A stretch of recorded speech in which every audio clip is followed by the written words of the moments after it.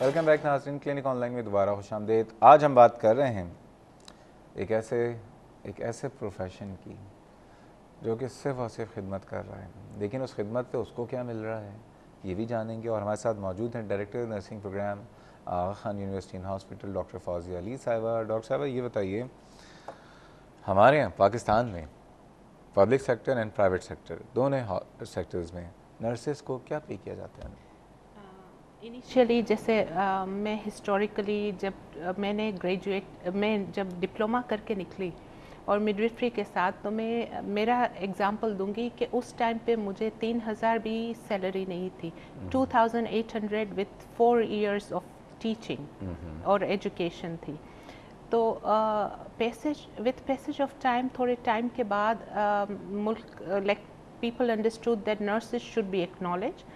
थोड़ा पे scale private sector में चेंज हुआ है, और अभी जो है जैसे डिप्लोमा नर्सेस और जो बीएससी एंड नर्सेस का पे स्केल है, it is quite now change and it has gone to like जैसे 15,000 20,000 की सैलरी इन हर जगह, हर हॉस्पिटल में।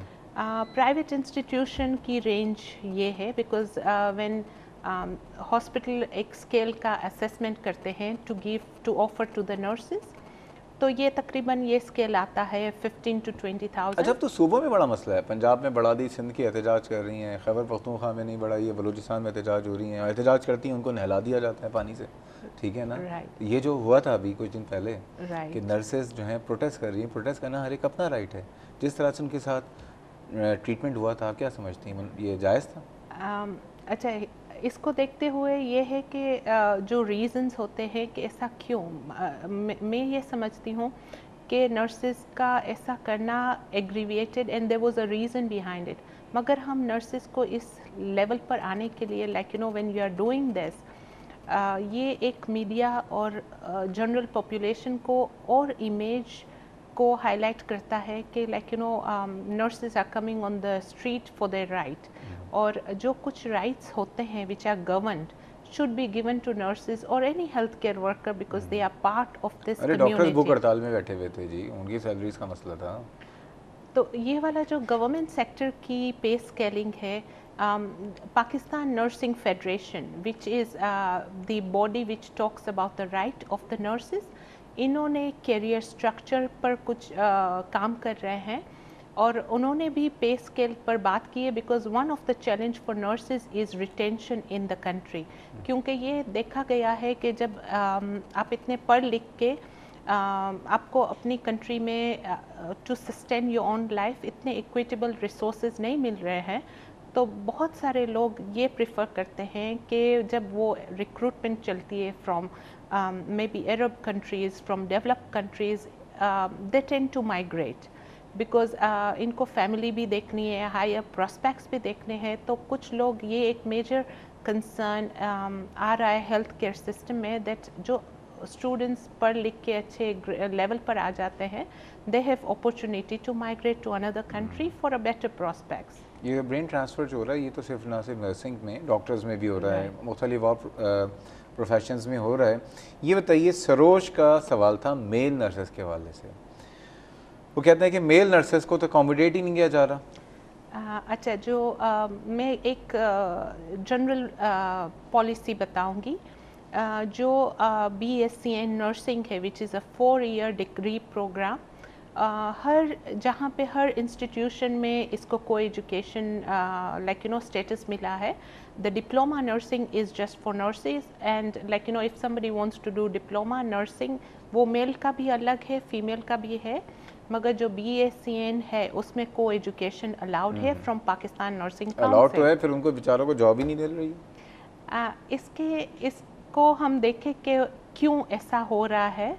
बाज़ दफ़ा the image which has been carried over, क्योंकि मेल नर्सिंग के ये देखा गया है, people talk about it, I may be wrong, मगर ये देखा गया है कि बिकॉज सैलरी नर्सिस की कम है, बहुत सारे लोगों को डबल जॉब्स करने पड़ रहे हैं।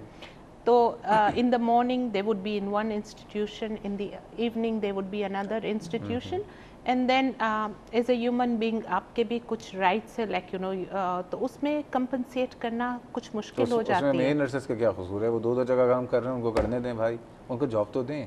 दूसरी बात ये बताइए कि उन्होंने कहा कि आपने जैसे बताया कि यहाँ पे, अच्छा नर्सिंग का एक सवाल मैं इससे पहले ये सवाल करना चाहूँगा, आज एक लड़का या लड़की नर्स बनना चाहे तो क्या प्रोफेशन मिनिमम होता है उसकी ट्रेनिंग से पहले, और क्या ट्रेनिंग ऑप्शंस हैं? डिप्लोमा है, बैचलर्स है, क्या है? अच्छा, ये जो आपका सवाल है, आई होप कि सब सुने क्योंकि ये बड़ा रेलेवेंट है।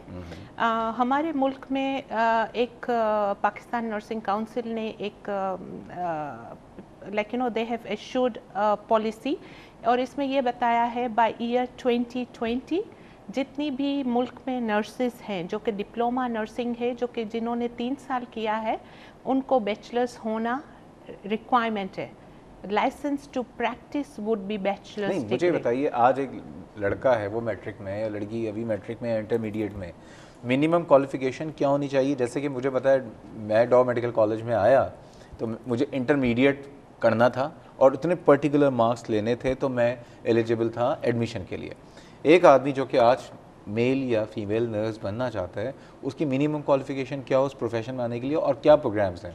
अच्छा, डिप्लोमा नर्सिंग जैसे दूसरे स्कूल ऑफ नर्सिंग अभी भी ऑपरेट कर रहे हैं, Aga Khan university school of nursing, इसकी इस साल इन्होंने क्लोजिंग दी है कि अभी डिप्लोमा नहीं करेंगे क्योंकि आपको बैचलर्स देना है, और उसकी भी रीज़न है। नहीं, आप मेरा सवाल नहीं मैं समझ रही हूँ। मिनिमम क्या मैट्रिक के बाद आगे परसू कर सकते हैं, इंटरमीडिएट के बाद? ओके, अगर बैचलर्स कर रहे हैं तो इंटरमीडिएट इज़ रिक्वायर्ड, और इसकी परसेंटेज है 55 इज़ मिनिमम। ठीक है, आप इससे ऊपर जा सकते हैं, और इंटरमीडिएट भी साइंस सेक्शन में हो,